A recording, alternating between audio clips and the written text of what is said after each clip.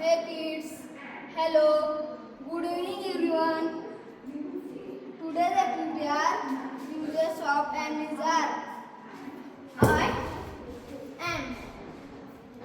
He is. She is. It is. We are. They are. You are. Thanks.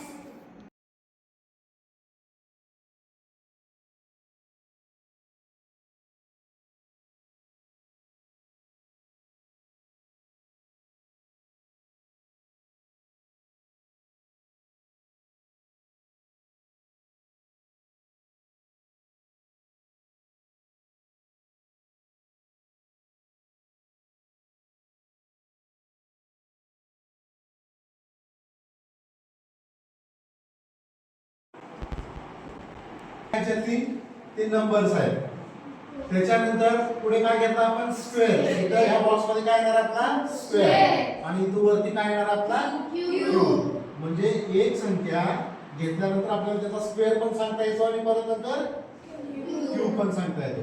तर चला मग आता एक आहे. एक चा स्क्वेअर किती? एक चा क्यूब किती? ओके. समजा मी आता पुढे गेलो. आता माझी संख्या किती आहे? नंबर किती घेतो आपण? 2. 2 चा स्क्वेअर किती? 4 आणि 2 चा क्यूब किती? 8. चला कोण करून दाखवतो आणखी? 5 चा करून दाखव बरं आता. चल 5. हां 5 चा स्क्वेअर कोण सांगता? तू सांग. हां तू सांग. 25. 25 आहे का 25 त्याच्यात? हो. बरोबर. त्याच्यानंतर क्यूब किती आहे? 125. गुड. असं आपल्याला समजा 10 चा करायचा आपल्याला. तू चल 10 संख्या बघ कुठे बाळा? ओके. हा 10 चा स्क्वेअर किती? 100 आणि 10 चा क्यूब किती? 1000. कळलं लक्षात? म्हणजे या आपण संख्यांचा अभ्यास केला. या संख्येवरून आपण काय केलं? जी दिलेली संख्या आपण 1 ते 30 संख्येपर्यंत आपल्याला वर्ग पण सांगता येतो आणि त्याचा घन पण सांगता येतो. आता हा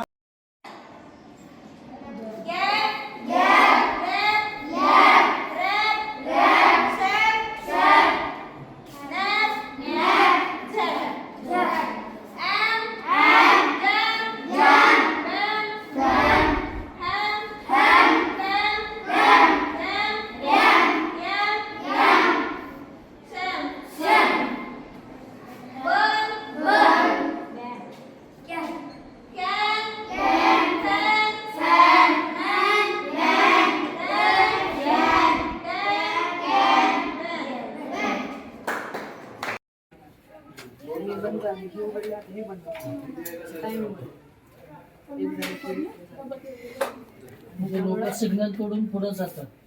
समजा ते जसं टोल नाक्यावर असतं त्या पद्धतीनंच पण तिथं त्याला ऑटोमॅटिकली काय कोणाला काही करायची गरज नाही. रेड सिग्नल झाला की त्याला बरोबर ते बंद करून टाकेल. ग्रीन झाला की तो ओपन होतो. आणि ह्याच्यामुळे जी अपघात होण्याची शक्यता आहे ती खूप कमी होऊ शकते. जीवितहानी व्हायची. याच्यामध्ये काय यूज केलं? आम्ही याच्यामध्ये microcontroller Arduino Uno use केला आहे आणि ब्रेडबोर्ड थोडेसे सर्व मोटर LED आणि 220 ओमचे रेजिस्टर यूज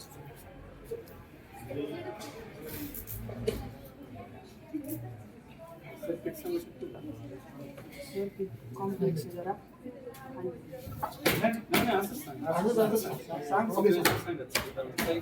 एक मास्टर की आहे त्याच्यामध्ये ना हे 4 आहेत. त्याच्यात एक मास्टर मायक्रो कंट्रोलर जे सगळ्यात बाकी 3 ह्याला कंट्रोल करतो.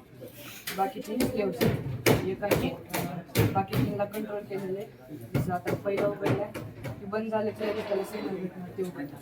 ते बंद झाले त्याला सिग्नल ते उघडणार. मेन मायक्रो कंट्रोलरवरती बाकीचे सगळे बाकी 3 स्लेव्स काम करतात. ते जर खराब झालं तर ते जर खराब झालं तर बाकी 3 काम करणार. त्याच्यावर म्हणजे मायक्रो मग सगळे असं खालीच पडतील ना. हा मग ते त्याला चेंज करता येते आपल्याला. हा रिप्लेस करावं लागतं किंवा त्याच्यात कोड काही प्रॉब्लेम असला तर कोड टाकून बघावं लागतं. नाही म्हणजे एखादं जर बंद राहिलं तर बाकीचे चालू राहण्यासाठी काय करावं लागेल? मग ते प्रत्येकामध्ये वेगळी कोडिंग करावं लागतं. त्याच्यामध्ये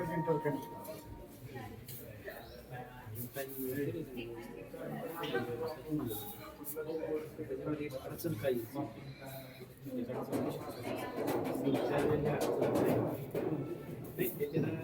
ठीक आहे सगळ्यांना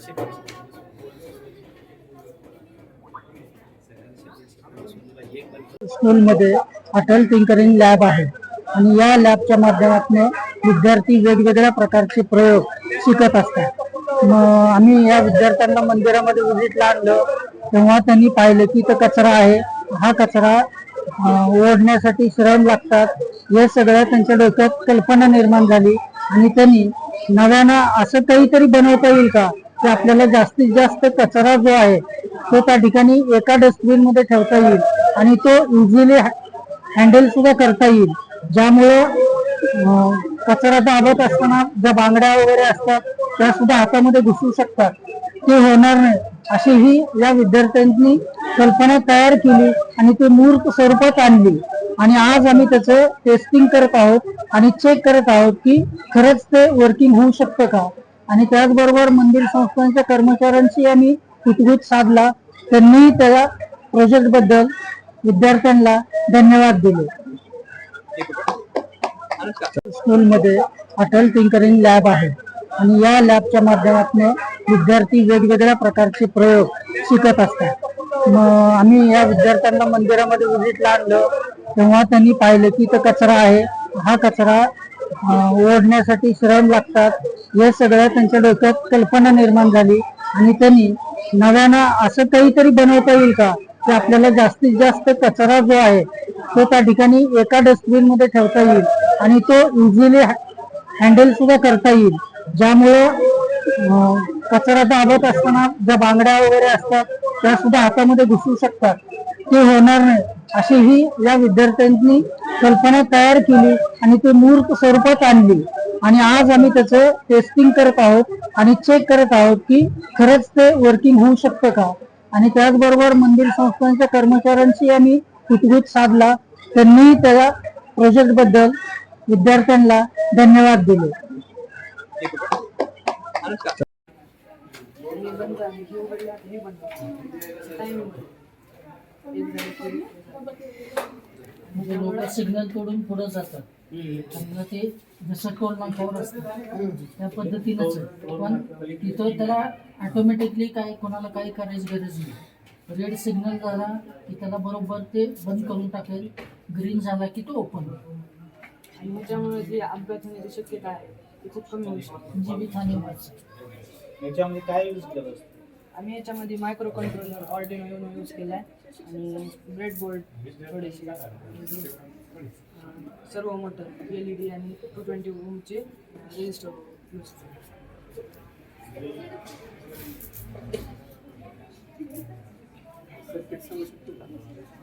सर्किट कॉम्प्लेक्स आहे जरा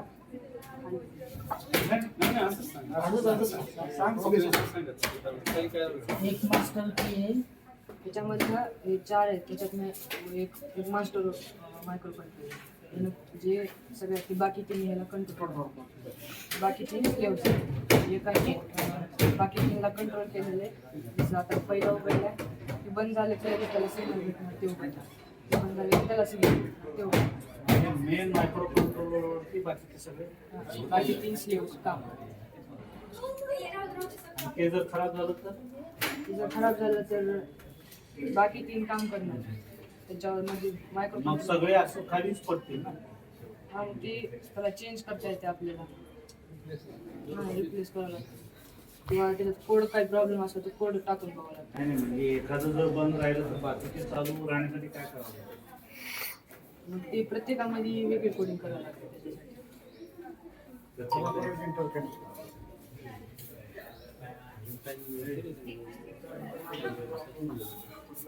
त्याच्यामध्ये एक अडचण काही